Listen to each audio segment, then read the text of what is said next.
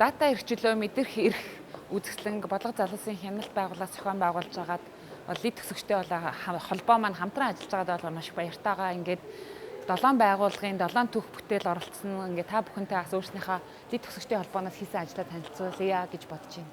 Лид төсөгчдийн холбоо анх 2018 онд Лид Монголын хөтөлбөрийн төсөгчдийн санаачлагаар бол үүсгэн байгуулагдсан төрийн бас байгууллага. Тэгээд гол зорилго нь бол мэдээж ардчлалыг бэхжүүлэх, залуучуудын оролцоог нийгэмд бол нэмэгдүүлэх зорилготой. Үүндээ бол бид судалгаан дээр суурилсан, датан дээр суурилсан мэдээллийг залуучуудад өгж илүү хүчрхэг болон мэдээлэлээр суурилсан шийдвэр гаргалтын дээр бол ажиллахыг бол зорж ажиллаж байгаа. Тэгээд 2020 болон 2021 оны сонгуулиуд дээр бол лид төсөгчдийн холбоо маань бол дата буюу сонгуулийн эрцийн мэдээг илт хол болгох, сонгуулийн өөрийн илт хол болгоход ямар нэгэн шатнаас бол эхлэх ёстой гэж үзсэн. Тэгээ 2020 оны улсын их хурлын сонгуулийг уртаад бид нэр дата хакатон гэдэг төслөө 2020 онд 100 бол эхэлсэн. Энэ нь бол залуучуудыг цуглуулад дата хакатон гэж судалгаа, сурвалжлагч, төрөл бүрийн боловсралтай залуучуудыг баг болгож ажилуулад сонгуулийн датан дээр ажилласныхаа үр дүн залуучуудын оролцоог 2020 оны улсын их хурлын сонгуульд яаж идэвхжүүлж болох вэ гэдэг дээр бол залуучуудын уур ухааныг сорьсон. Тэгээд төрүүлсэн залуучуудын бүтээлээр бол яг 20 оны улсын их хурлын сонгуулийг бол залуусын оролцоог нэмэгдүүлэх дээр чиглэж бүтээл хийж ажилласан байгаа. Тэгээд ингээд та бүхэн энэ дээр харуул нэгээр нэмчлээ гэдэг энэ кампанит, сошиал кампанит ажил маань явсан. Энэ бол яг дата хакатоны оролцогч залуучуудын гаргаж ирсэн санаа байсан. Тэгээ 20 онд бол их хурлын сонгуул дээр сонгуулаа өгчөө залуучууд маань бол би саналаа өгчлээ. Нэг санал ч гэсэн бол энэ шийдвэр гаргалтанд буюу бодлогод бол тодорхой хэмжээнд нөлөөлөх боломжтой гэдэг санааг бол гаргаж ирсэн байгаа. Тэгээ энэ зурган дээр бол жишээлбэл яг Instagram-ийн сторийн дээр жишээлбэл санал өгсөн залуучууд маань саналаа өгчөөд би ингээд өнөөдрийн их хурлын саналыг нэгээр нэмчлээ гэдэг зургаа бол постлж бусдыгаа уриалсан байгаа. Энэ дээр бол нийт төсөгчдийн холбооны төлөөлөл маань мэдээж бас саналаа өгсөн, олон нийтийг уриалсан зургнуудыг бол гаргаж ирсэн байна. За тэгээ дата хакатон төсөл маань бол 20 оны улсын их хурлын сонгуул дээр явсан болол зэрэгцээд сонгуулийн үед бас сонгуулийн ерөнхий хороо иргэний бүртгэлийн газартай хамтраад бид нар сонгогчдын эрцийн мэдээг бас илт хот болгоё. Болж өгвөл зөвхөн сонгуулийн ерөнхий хорооноос хэвлэлийн мэдээгээр өнөөдөр эрц ямар байгааг өгж явахаас илүү амьд тоо өгдөг байх юм бол ямар насны залуучууд саналаа өгөөд энэ ямар насны залуучууд саналаа өгөхгүй байна. Ер нь бол ямар насны бүлгийнхэн өгөөд байгааг харах боломжтой гэдгээр бол анхаарч ажилласан. Тэгээ энэ доотлын хэсэг дээр жишээлбэл харуул 2021 оны ерөнхийлөгчийн сонгуулийн сонгогчдын эрцийн мэдээлэл байна.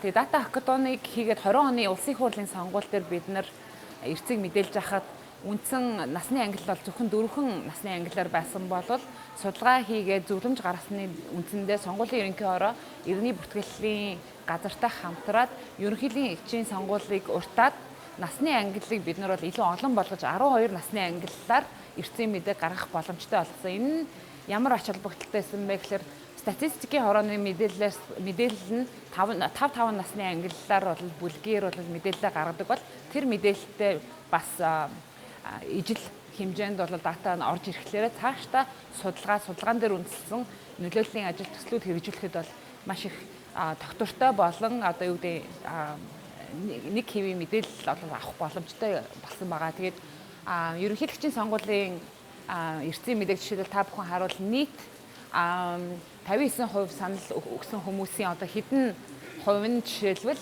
60-аас 64 насныхан байсан бэ гэдгийг харах боломжтой ч гэдэг юм уу те. Залуучууд саналаа өгөөдийг өгөхгүй байх гэд баг өгж ийн гэдгийг харах юм бол яг аль насны залуучууд маань саналдаа эрцэн их муу байна гэдгийг бас харах боломжтойгоор айгүй ач холбогдолтой гэж бодож байгаа. Тэгээ ийшээ үргэлжлээд явбал нийтээр нь харахад бол одоо улсын хэмжээнд эрцийн мэдээ ерөнхийлөгчийн сонгуул дээр эрцийн мэдээ 59.35 байхдаа аль насныхан бас яаж ирсэн бэ гэдгийг харж болно. Мөн энийг хүртээмжтэй байдлаар бид нар гаргаж ирэхийн тулд тухайн үед нь бол яг Монгол улсын газрын зураг дээр аль аймаг, Улаанбаатар хотын аль дүүрэг эрц ямар хэмжээтэй байна вэ гэдгийг цаг болгон мэдээлжсэн. Өглөө 9-оос эхлээд 22 цаг хүртэл санал хураалт дуустал цаг болгон эрцийн мэдээг бол амьдаар харуулснараа хэвлэл мэдээллийнхэнд энэ дата аваад эргүүлээд олон нийтэд мэдээлэх сувг их усүр нь нэмэгдсэн. цаашлаад залуучууд болон бусад насны бүлгийнхэн идэвхтэй саналаа өгөхд бол ач холбогдолтой байсан баг гэж бодож байгаа. Энэ доотлын 2 маань болохоор 21 оны улсын их хурлын нөхөн сонгуулийн үр дүнгийн одоо эртний мэдээ байна. За тэгээ энд ингээ харахаар улсын их хурлын нөхөн сонгуул буюу 21 онд болсон 2 тойргийн сонгуулийн эртний мэдээ харагдаж байгаа. Энд жишээлбэл 18 дугаар тойрог буюу Хинтээ аймгийн эртний мэдээлэл байна. Эртийг бас яг ингээ аймаг дотроо сум болгоноор нь харах боломжтой. Сум болгондоо ингээ орохлоор төрөний дурдсан 12 насны бүлгээр бас харах боломжтой дата бол нэлээд ойлгомжтойгоор ингээ зурагтайгаар гарч ирснээр аяг онцлог байгаа. Энэ хэсэг маань бол 28 дугаар тойрог буюу сонгон харихын дүүргийн эртний мэдээ байгаа. Сонгон харихын дүүрэг маань нийтдээ бол жишээлбэл эртний хэд байсан. Хороо болгон дээр хэсгийн хороо болгоны эртний мэдээ ямар байсан бэ гэдэг дээрээс харж болж байгаа. Жишээ нь одоо сонгон харихын дүүргийн 31 дугаар хорооны эртний мэдээ бол 48.94 байна гэж хахад 15 дугаар хороо маань 53.70 гэдэг ч юм уу те. Тэгэхээр аль хорооны иргэд илүү идэвхтэй саналаа өгсөн байна. Цаашдаа дараагийн сонгуул дээр аль хэсгийн хороо юм уу, аль залуу насны бүлэгтээ анхаарч ажиллах вэ гэдэг дээр зөвхөн улс төрчид биш мөн иргэний нийгэм залуучууд бол анхаарал энэ судалгаа датан дээр суйрлаад бол идэвхжүүлэлт хийгээд явах боломжтой гэж харж байгаа. Лид төсөгчдийн холбооны арчлыг дэвхжүүлэх зорилгынхаа хүрээнд бол ингээд сонгуулийг илт хот болгох, сонгогчдын мэдээллийг илт хот болгох олон янзын төслүүд хийсэн 20-21 онд нийтдээ 5-6 янзын төсөл хийсэн байгаа. Үүнд дата хакатон, дрим төсөл буюу залуучуудад яагаад саналаа өгөхний чухал юм гэдэг видео контентын төсөл хийсэн. Мөн сонгуулийн илт хот байдлын судалгааны ажил хийсэн байгаа. Энэ нь бол бичиг баримт буюу хууль бодлого журам маань сонгуулийн илт хот байдал юу ямар хөө нөлөөтэй байна. Цаашдаа яавал дээр вэ гэсэн судалгаан дээр үндэсэн зөвлөмжүүд гаргасан.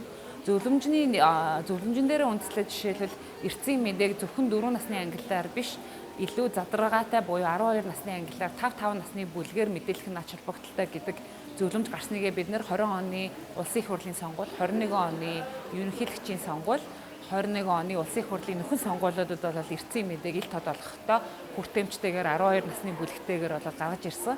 Сонгуулийн илт хот байдалтай холбоотой энэ хэрэгжүүлсэн лид төсөгчдийн холбооны хэрэгжүүлсэн 4-5 төслийн гол ач холбогдол нь өнөөдрийг хүртэл одоо юу вэ гэж харах юм бол бид анх залуучуудын санаачлагаар хэрэгжижсэн судалгааны төсөл маань төрийн байгууллага буюу улсын бүртгэлийн ерөнхий газар сонгуулийн ерөнхий хороотой бол нэгт хамтарч 2 жил гаруй хугацаанд бол ажиллалаа.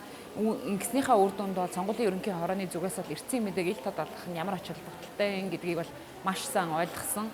Өдөр сонгуулийн тухайн өдөртөө жишээлбэл эртний мэдээг мэдээлэх хэвлэлийн баг хурал хийгээд маш их хөл хөдөлгөөнтэй байдаг байсан бол цаг болгон цахимаар илт хот эртний мэдээг мэдээлснээр бол ачаалал багасгаас гадна цаашдын сонгуульд илт хот мэдээлэл гаргах нь бол зөв юм байна. Энэ цаашдаа соёл болж үүсэх систем байна гэдгийг бол төрийн байгууллага маань бол нэлээд хүлээн зөвшөөрч хамтарч ажиллаж байгаад бол маш их баяртай байгаа. Ингээд цаашдын сонгуулиуд ч гэсэн эртний мэдээ зөвхөн илт хот болгож зогсохгүй сонгогчдын мэдээллийг сонгуулиас өмнө илт хот болгох олон төрлийн манай судалгаан дээрээс гарсан зөвлөмжүүдийг цаашид бол хэрэгжүүлээд хамтраад ажиллах байхаа гэж найдаж байгаа.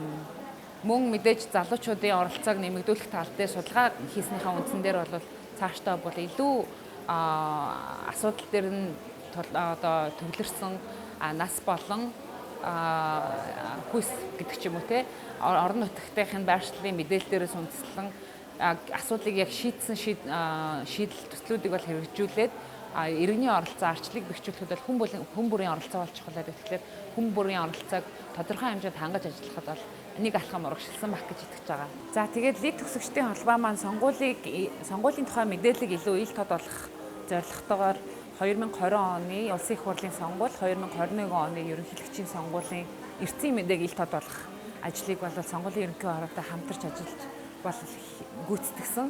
Үүндээ хамгийн гол хийсэн ажил нь юу вэ гэхээр технологийн шийдлэр буюу гар утасны аппликейшн хөгжүүлж сонгуулийн ерөнхий хороонд өгсөн байгаа. Аппликейшны гол зорилго нь юу байсан бэ гэхээр сонгуулийн өдөр эртний мэдээг 2086 хэсгийн хороод улс даяар байгаа 2086 хэсгийн хороодоос хэсгийн хорооны ахлагчид маань цаг тухайд нь эртний мэдээг явуулахдаа иргэний бүртгэлээс гаргаж ирсэн QR кодыг уншуулад манай хөгжүүлж хүлээлгэн өгсөн аппликейшнийг ашиглан эрчим мэдээг сонгуулийн ерөнхий хороор шууд дамжуулсан мэдээллийг нь нэгтгэхэд олон нийтэд хүртээмжтэй газрын зургаар болон 12 насны ангиллаар хүүсээр ангилж цахим хуудсан дээр цаг тухайд нь мэдээлэх боломжтой системийг бас хөгжүүлсэн.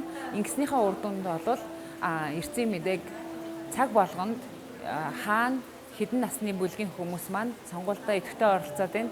Аль насных нь арай 20 он гэдгийг бол олон нийт харах боломжтой хэвлэл мэдээллийнхэн тухайн датаг цахим хуудаснаас нь аваад өөрснийхөө хэмжээнд боловсруулад бас дүгнэлт хийж иргэдийг урайлж оролцох боломжтой байсан. Тэгээд цаашдаа одоо энэ хөгжүүлээд гаргаад ирсэн гар утасны аппликейшн болон системээ сонгуулийн ерөнхий хороо маань цаашдын сонгуулиудад бол үр дүнтэй ашиглах байх гэж бодож байна. Ингээд 21 оны улсын их хурлын нөхөн сонгуульд ч гэсэн энэхүү аппликейшнээ бид нэр дахин хөгжүүлж илүү сайжруулснараа QR код уншдаг аппликейшнаа гацж ирснийг сайжруулад илүү мэдээллийг хурдан түргэн хэсгийн хороо болгоноос бол мэдээлэх боломжтой болгосон байгаа. Энэ соёл маань бол цаашдаа их үргэлжлээсэй гэж бодож байгаа.